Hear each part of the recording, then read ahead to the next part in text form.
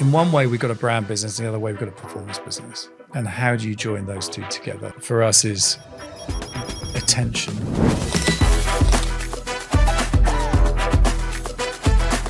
So we've built this business up. It's now a $1 billion business. We've done a real range of things, from high volume awareness activations to very, very highly targeted events. The ability to change quickly, to personalise, that's where it gets incredibly brilliant, but also kind of scary. We would do pretty much know probably most of what's going on in my life in terms of where I'm travelling, what I'm eating. We've got to have a great user experience. And this is the crazy thing on this ad product. It's averaging 90 to 100 seconds engagement time per ad. You've got to have the data, but you've got to also be able to measure. And then for you guys, you've then got to be able to be really clever, because you've got to serve the right ads to the right people at the right times. What do you see in general for the future of advertising? I think AI will make some pretty disruptive things, particularly to the agency world. I'm never sure how much that is hype versus reality. Human intuition is something very difficult to replicate. Now is the time that we've all got to understand how our businesses can use it. Hi guys, and welcome to another episode of Marketing in the Madness. Now, I feel like I'm going to change today's episode title and call it Marketing in the Advertising Madness, because with me I have the fantastic Paul Wright, Head of International Advertising at Uber, International Uber Advertising. Head of International at Uber Advertising. What he said. And the great thing about me being sat here with Paul is not only are we going to talk about advertising, which I haven't actually done on the podcast for a little while, we also have had a potted history where we've kind of crossed over. Mm-hmm. We know quite a few of the same people, because I, of course, also started my career in advertising. So, Paul, to get us frame what we're going to talk about today, we're going to talk about what you're doing at Uber when it comes to your driving advertising and how that's grown the business. Yep. But also, I want to hear more about your career, your history, and I guess how you've ended up where you are today. Okay. I'll try and do a quick history, because it's quite complicated in some areas. So I started, my first ever job was at Lloyds Bank in Baker Street, which was boring as hell. And then a friend of mine said, this company called Sky Channel is looking for people. And Sky Channel, as it was then, was a cable TV channel, so it's doing Spider-Man repeats, essentially. And WWF, interesting. Anyway, so it was just been bought by Rupert Murdoch, and it was going to be turned into something. And I thought, it's much more interesting than working in a bank. Let's go and do this. So I went and got this job as a sales assistant. And you probably remember the term sales assistant then was like an apprenticeship. You were like, you did whatever you were told to do in the first sales team. And didn't know it, but stayed there didn't plan this, but stayed there for about 11 years, I think. Wow. All the way through from when it started, through the bumps in the road that it had, through the merger with BSB, through all sorts of craziness. It really was the ultimate startup. I think people tend to forget, because of all the big internet startups, that there were startups before that, and Sky was, and nearly broke Murdoch's financially as well. So it was an interesting thing. So fantastic, we built teams there, had great fun. And then I moved into digital in the latter part of the 90s, because everyone was doing digital then. Eventually decided to leave Sky and go and work for a startup, which raised $100 million and went bust in 2 years, which is pretty good going, right? But I bet great. I mean, I imagine it was a great ride. but there's so much you learn from that kind of stuff. Oh yes, right? Absolutely. And I think, you learn all about things like cash flow and all the things we probably didn't manage that well, and how investors were pushing us to do things which we probably shouldn't have done. So it was all craziness. But then I came out of there without a job, and it was 2002. And then myself and 3 of my team, because we were running the sales and marketing team, came up with this idea to do a sales house essentially for sports rights holders. Because we'd been sort of doing bits of it in this previous company. And we thought, let's give it a go. It was me and three women, interestingly, in a sports business, which in that time was really unusual, to say the least. I mean, there's, sports businesses tend to be very, very male dominated and suffer from that, in my view. So we set up this business, raised 30 grand between us to get it going, and then we were off and running.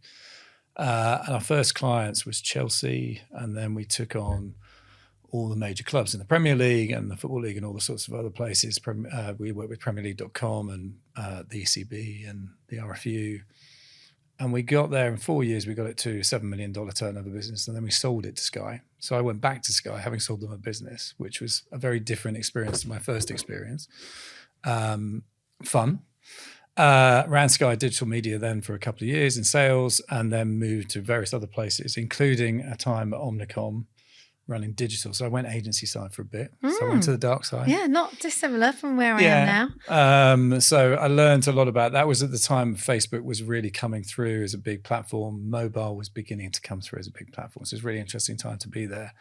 And then I was headhunted to go and work for Apple and ran Apple's first ad business in international, very similar to the one I do now, actually, which was fun.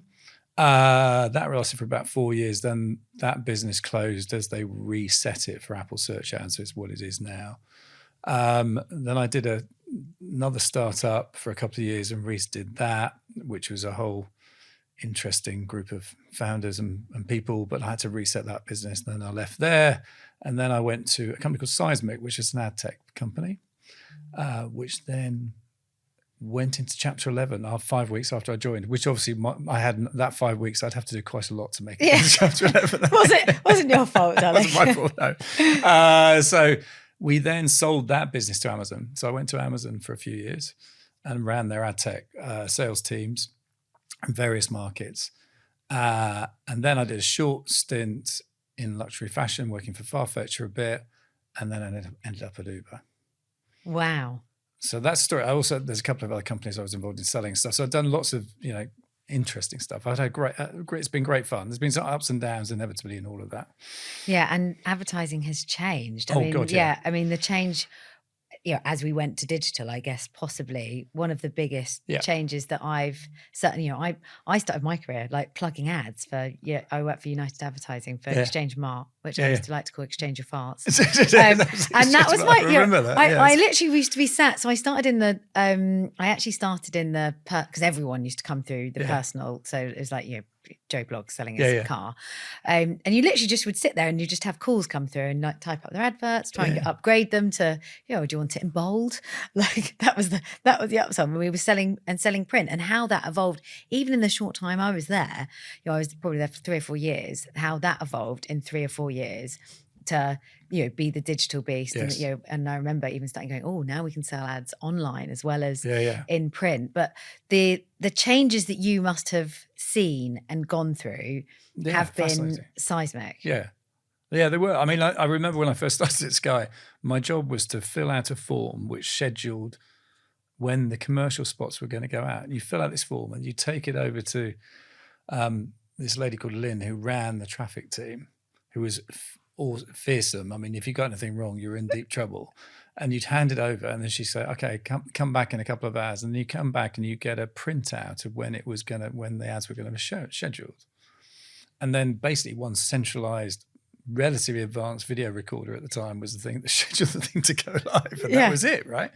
And then there's no real, ratings then, especially in cable networks, was really done once a year. They did a quarterly diary survey, which said, did you watch this channel at this time? People just ticked a box. No barb then at that stage for certainly for satellite. So that was crazy. Then obviously digital came.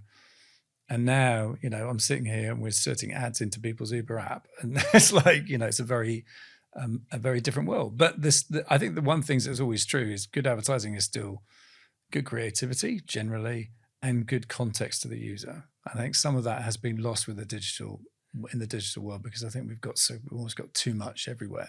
Yeah. Well, the ability to change quickly, to personalize, etc., is brilliant, but can also go wrong. Absolutely. So talk to me about, just to frame it for our lovely listeners, talk to me about what being, the head of international. Yeah, so I joined Uber in December 22, and my task was firstly to build the UK team.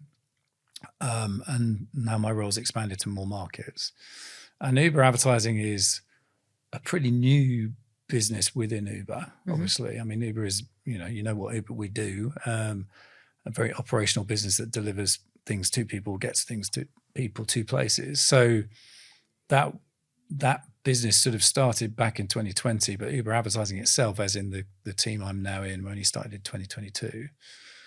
And I guess we're looking at it in three ways. I guess there's firstly, what happens on the Uber Eats marketplace, or how happens there in terms of how do our restaurant partners get prominence within the search that you make, or whatever. So that's key, and that's a really important part of the engagement we have across the globe with multiple partners.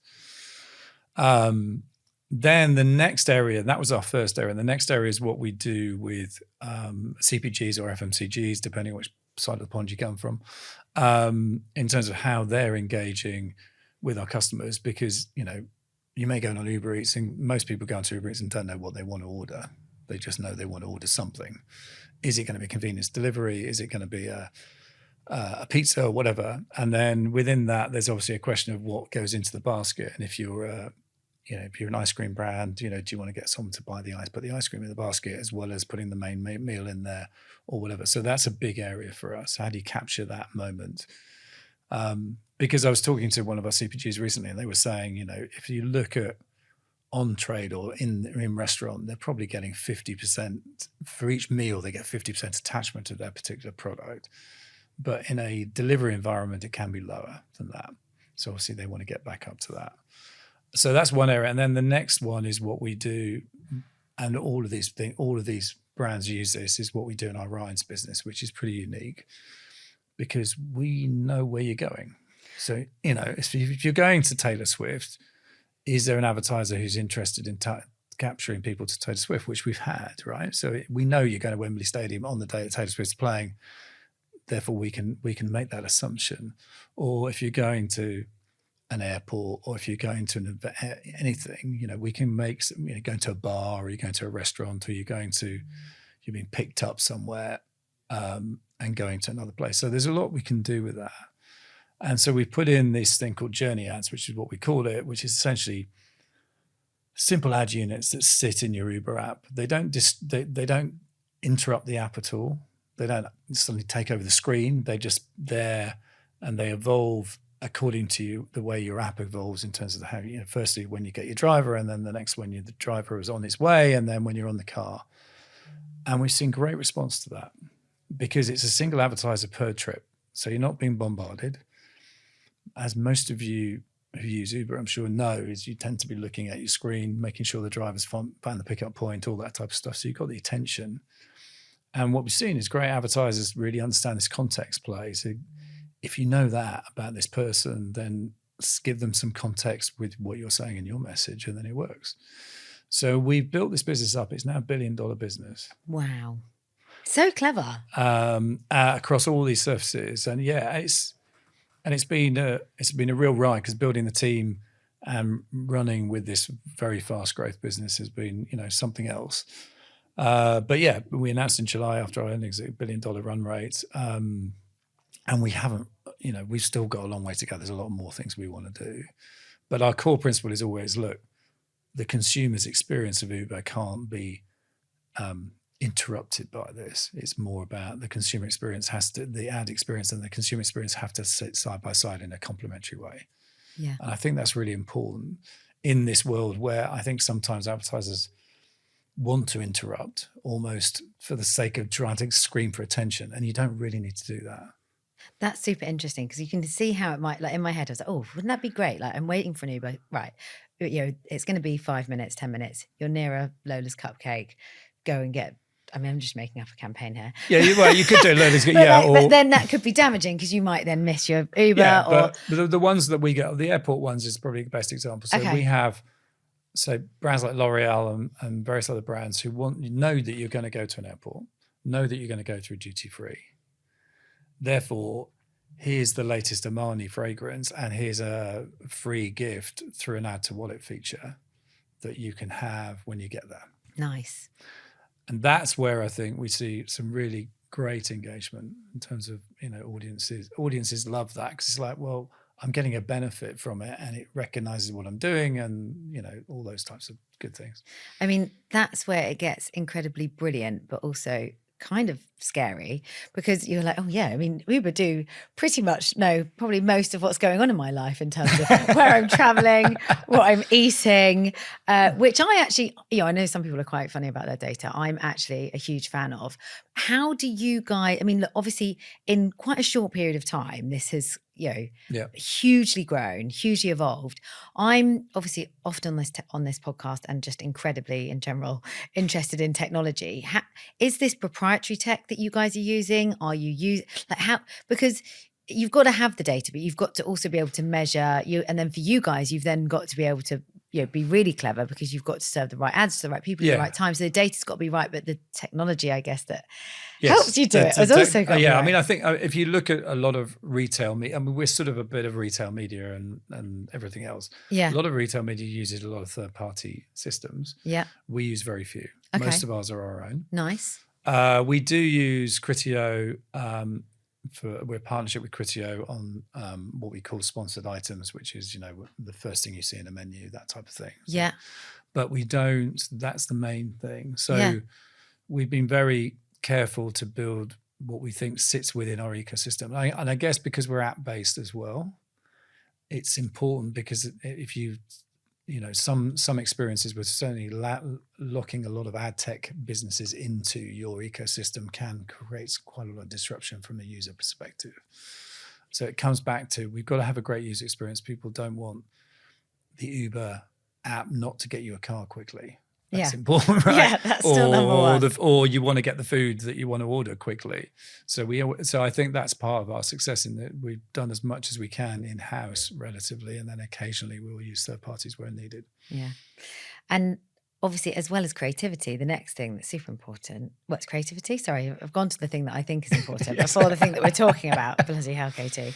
So as well as the technology, the creativity is seriously next in line. So how do you guys come up with these super relevant, super creative campaigns that are going to capture people in the right moment at the right time without disturbing literally their journey? Well, I think the way the ads work is that they're sort of striking display ads this is on the right side, so they're very striking. We use video, and you can use video in them if you want to, but they just sit into the app like sort of in a natural way. It's not forced in that sense. You just see the ad. You won't see an ad every single time. So it's not. I mean, people's usage of Uber is, apart yours obviously, but then people's usage of Uber is probably quite broad across a month. So they're not going to be bombarded with ads in the way that they may be on a publisher website or whatever. So we've done video, we've done gamification, we've done add to wallet. There's a lot of variation of what you might see.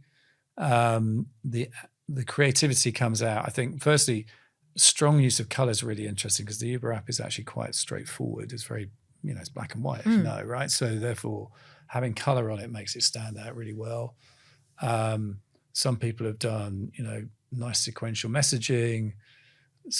We just guide people according to what we see on the engagement. The engagement time, and this is the crazy thing on this ad product, is it's probably it's averaging 90 to 100 seconds engagement time per ad. Wow, that's really high. And that's because obviously it's the way people engage with it. And then the click rates are averaging 2.5 to 3.5% consistently. And we've not seen that drop. Normally in all my experience across all media formats, the first time you set up for a new format, someone goes great, and then it goes high click rates, and then it goes down. But this one hasn't. So I think what we seem to have got the balance right at the moment in terms of some nice visual imagery, some good storytelling if people want to do that. Good reasons to click, which is add to wallet or play a game and get a benefit, that type of thing. And it's just understanding using that downtime, which people, they're waiting for their Uber, they're getting in their Uber. It's not time that they're necessarily dedicating to anything else. Yeah. Yeah, I think that's the thing. You've got them in a time, Yeah. especially when they're in it. Because I'll often be sat in an Uber, like, how long is it going to take me? What's the traffic like? Yeah, You're exactly. constantly looking at are they, and as a woman, also sometimes like just are we definitely going where I'm supposed to be Yeah, of going? course, Sadly, that I do feel like I need to do that sometimes. Not necessarily to any specific kind of driver, but you do. I think that's just a woman thing. So once you've captured their attention, what are you really seeing working right now? Like when it comes to like a standout and I don't know if you're allowed to share this, like little case study, Case like studies. something that's really like gone just wow, that has delivered way more than we thought it would. I think we're interestingly, relative to what you guys do, we do a lot of B2B stuff actually. Really? Yeah. Oh, that is interesting. Well, yeah, tell me about this. Because then, because you can geofence the City of London. Yeah. Or you can geofence people on business accounts, or people, so we do a lot of work with all sorts of people from Accenture to others in terms of targeting those audiences as they travel on business around a city. And we think that's a very important part of, because that audience is difficult to engage with, but they are obviously clearly using Uber as part of their day-to-day operation. So we do a lot of that. We've done a lot of stuff around airport and travel. That's a big area of growth. We've done some work with brands like Bacardi, where we've targeted people going to particular bars that are serving particular brands. So we've done a real range of things, from high volume awareness activations to very, very highly targeted event. Someone wants to do it, promoting a particular event that happens in London this week or that week, or happens in Toronto. There's an event in Toronto or something, that type of thing. That would be incredibly helpful Yeah. for me, like, because I'm just thinking when we do we work at a lot of, sorry, always going into the bits that I'm interested in. Yeah, of course. Sorry, that's fine. sorry guys. Sorry if you're not interested in this, but you're going to have to listen anyway. The sales pitch continues. But yeah, in the B2B, well, that is super, because I go to I've just come back from a conference in Ibiza, but like, to know who's going where and to be able to help plan their jet, because we host a lot of fringe events around large, for instance, one that's coming up, Web Summit, which is huge, which most people listening to this will know. Like, it's great to understand who's there. Do you capture, again, asking the questions that matter to me. So do you capture B2B data as in things like their job titles? No, we wouldn't do that. We wouldn't do that, but we would. I mean, we're very careful with data first. Yes, of course, have to be, yeah. But if someone's got a business account, we would recognise that. Yes, okay, fine. So that's how you link which is all and also what type of car they take is interesting. Yeah. Sometimes, because companies might dictate you can take a business comfort, but you can't take this or whatever. So that's enough, and then also the locations that people are going in and out of.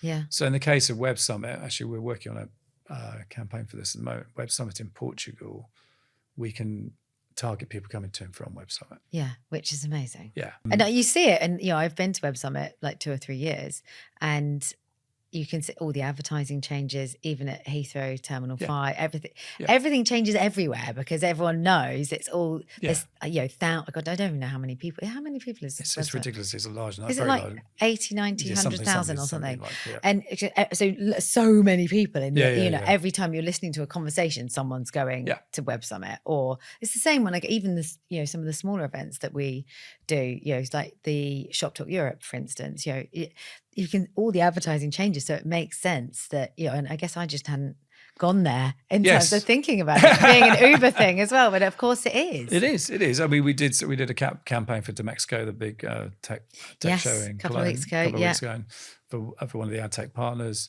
So we do a lot of, but it is arranged because there's, some people just want to do for general awareness for an event, but some people want to, just target a wide audience for whatever. Yeah. I mean, we do campaigns we have Uber Pets. Yes. Oh, go on. What's Uber Pets? Uber Pets is our cars for taking you and your pet to wherever you want to go. Okay, cool. I need that because I've got 2 dogs. So we do a lot of targeted work around that audience because obviously it clarifies that you're a pet owner. Yes, nice. And that's all we need to know. I mean, this is the thing with this data set. We don't need a lot of data from anyone's personal data. We just need to know what your interest is, determined by the actions you're taking. Yeah.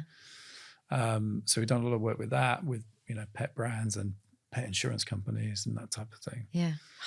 So there's a lot we can do. Uber Green's another one. We do a lot of work with Uber Green because lots of people who obviously physically choose Uber Green, which in London is a purely electric, suggest perhaps a greater interest in climate change or sustainable energy or whatever else. And we've done a lot of work with that as well. So there's a lot. Yeah. The great thing is it's sort of, you can segment things very easily based on simple behavior points. Yeah, I love that. I find it so interesting. I literally, like, I could geek out on data and personalization. Yeah, for and so I long. always joke about the fact that, some things like, particularly for people in the advertising industry, Soho House and pickups and drop-offs there, we can do that as well if people want to. Be there later, guys. Actually, going to the Groucho tonight. Yeah, okay. So 2 big questions that I want to kind of end with. First one, what's next for Uber Advertising? Well, we're growing markets, so we've opened up a lot more markets. So I think we're in 34 markets globally now. So we are a global platform in that sense. So I think that's part of the sort of remit I've now got in terms of looking where else we're going to go to. So I think the growth will continue. I think the one thing we've got to work through is, in one way, we've got a brand business, the other way, we've got a performance business. And how do you join those two together for some brands? And some brands are starting to do this now as well. And we think that that's a very big thing, because I think with a lot of, a lot of retail media businesses, their main focus is on pure ROAS and, conversion, which is fine. But the brand element is much harder to produce because, the way people use their site or whatever, brand doesn't have it. But we obviously have this brand thing in the ride side, so we can combine that. And I think that's our next area of working out how that works, and then looking at that. And then I think the other thing is, for us, is attention. I mean, it's a bit of a buzzword at the moment in advertising. Everyone goes on about attention. It's been a buzzword for a long time, to be fair, because people do need attention. Otherwise, there's no point having advertising. But I think, particularly in digital, there's been this thing about the worries about the fact that people aren't really seeing the ads. So I think we have a very unique proposition in attention, and we're just working through what that means to our consumers, and therefore how that takes us forward. Yeah, I think that's what's interesting is back in the day when I worked in advertising and it was mainly print, it was really hard to prove or to give any stats or data back to your client to show the success or the click-through or anything, because you were literally just hoping that they were seeing it and going, like, we just couldn't track it. No.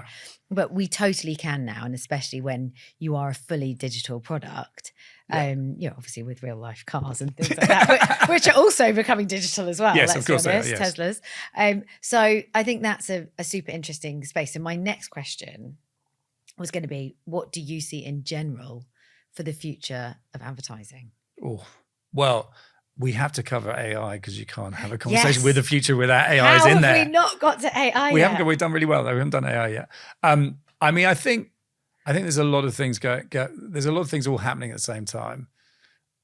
There is growth I think advertisers are more and more increasingly concerned with understanding audiences, hence first party data becomes more valuable, which has sort of been a trend for a while. But it was the big thing about digital at one stage was we have this thing called cookies that we can track people everywhere, which is like whatever. Now I think if you see certainly the investments that, the volume, say, of Amazon's ad business or anything else, first party data is really important. And and AI will just enable that to happen easier, but that's just one of those things. So I think that's one thing that's going to happen.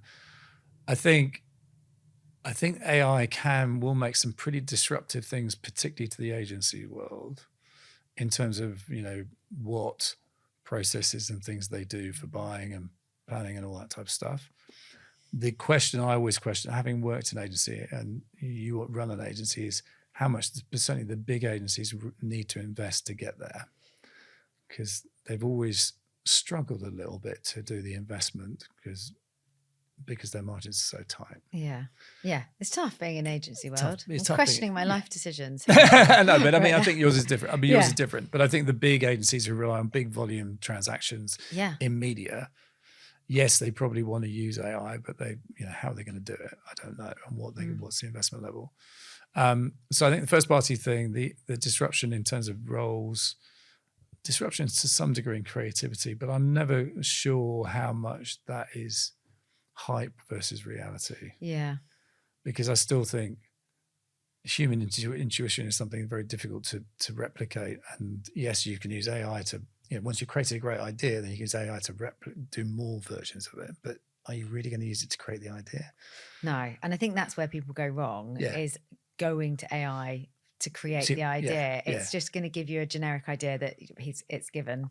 I was going to call it a man then. Let's call it a woman. She. Yeah, she. It's definitely a she. Yeah, definitely she. Can't be that intelligent and not be a woman. Of course not. But I think there's an interesting time where, in terms of how businesses adopt, utilize and instruct AI. Yes. Like someone actually said on this podcast, Charlie Bell from Contentful, I will have to name him, master AI or it will master you. And I think now is the time, like we've all got to understand how our businesses can use it, how we should use it, things like, have you got an AI policy? Like that's becoming a thing. Like, you've got to have an AI policy as a business to understand how you're going to use it. And I think, again, when it comes to advertising, AI it's going to influence what we see, what we, absolutely. I mean, it is in simple terms, it is personalization, right? But actually, AI and advertising potentially goes very, very deep. Yes, it does. And it changes things like search and all sorts of things that in ways we probably haven't anticipated yet. Yeah, I know. But scary. I think that's going to be, to some degree, the scale thing favors the big players in the market anyway. Yeah. But certainly from a media end perspective, so the Googles and Amazons and people of this world will be probably fine in this world because they've got enough scale of users. Yeah. But for others, it will be, it could be quite disruptive. But I'm always positive about these things. I think there's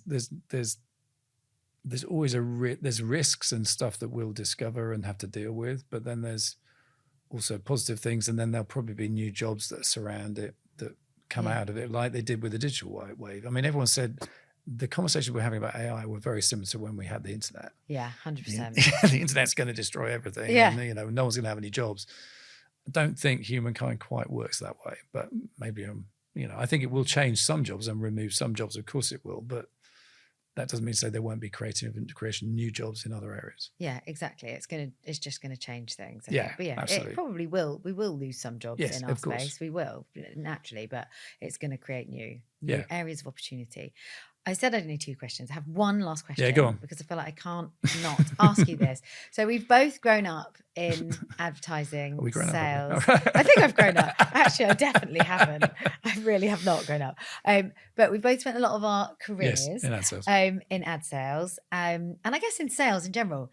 I'm also interested, just as a business owner and someone who's interested in sales, how do you guys, from a B2B point of view, how do you guys attract your leads and develop your sales? What's your lead generation sales process? I think when we first started, it was me basically on my own going out doing deals, right?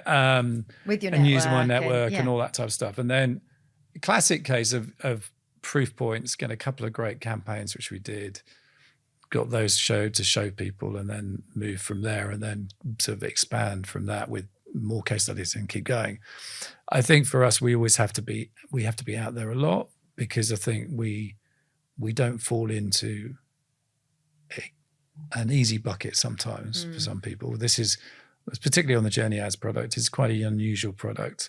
It doesn't really exist in many markets outside of what Uber does. There are some other people doing areas of this type of stuff. So we are pushing a new concept. So that takes a bit more time from a sales perspective, bit of reassurance, particularly with agencies, because the first thing they'll say, well, does it do this, this, and this, because this is what we expect everything to do? And you're like, well, it does some of that, but it doesn't do all of that. But so there's a bit of reassurance that has to happen as well. But so far, so good. The team have done an amazing job to build out some amazing brands doing some really cool stuff very quickly, because I think people they can see when you see their reaction to it. I've been in sales a long time. When you see people's reaction to it, you go, that doesn't happen very often. Yeah. Because people go, I get it. And then they start, as you were saying, geeking out a bit on, how could we make that work? Yeah. So I think that's been a great element for this. And the other thing is the wonderful thing we've got at Uber is a big commitment from our senior management about ads as well. So Dara, our CEO, talks about it, and has obviously invested heavily into the thing. So we've got a confidence that comes from that helps us in our sales process and publicly being able to talk about it, which not a lot of big tech type companies like us tend to be. They're not so much out there, I don't think. They tend to be a little bit more PR controlled, and we're allowed to say this only today. That's it. And you're like, okay, well, that's not very genuine. Yeah, but it's very interesting because there's clearly two markets as well that you guys you're going direct to consumer, well, direct to brand. Direct to brand. And then not direct to consumer, but direct to brand. And then also direct, I'm guessing that you also sell through agencies. We do sell through agencies, yeah. In what I would think of in the way that I used to more media. Yeah, so we do both. And, we have a range of, and even within agencies, we're working with B2B brands. We're working with, London Theatre is buying inventory on us at the moment. Wow. Because obviously it makes sense. If you've got tourists in London who are going around on Ubers, then you may want to promote your show. Yeah. Yeah, it just makes sense when you think about it. And that's what I think you guys have got in your favor. Like, I often talk about the kind of 3 stages of the kind of buying consideration journey is, first, they know that they have a problem or, they want to attract more customers or whatever it might be. But what they're not aware is of your solution that can help them solve that problem. So really that's your job. And probably once they're there and because we're all so used to using Uber, we can envisage how it would help us and how brilliant it would be. So it's just a case for you guys. It's just that awareness piece. Like here, we can help you solve that problem in a really unique, different way. No, I agree. That we can also track and prove works, and you can test, and if it doesn't work, off you go. But of course, it's going to work. You hope so on the basis that there isn't any competition in that ride environment. It's just you're the advertiser for that journey. Yeah, and that's it. Yeah. The black cabs can't compete with you on that. Paul, thank you so much. No, thank you. It's been incredible I've now fully delved into the opportunities at Uber. There's probably going to be lots of things I sidetrack and talk to you about afterwards. Please do. But a big thank you for joining. No, thank you for having me. It's been great fun to be here. Thank you.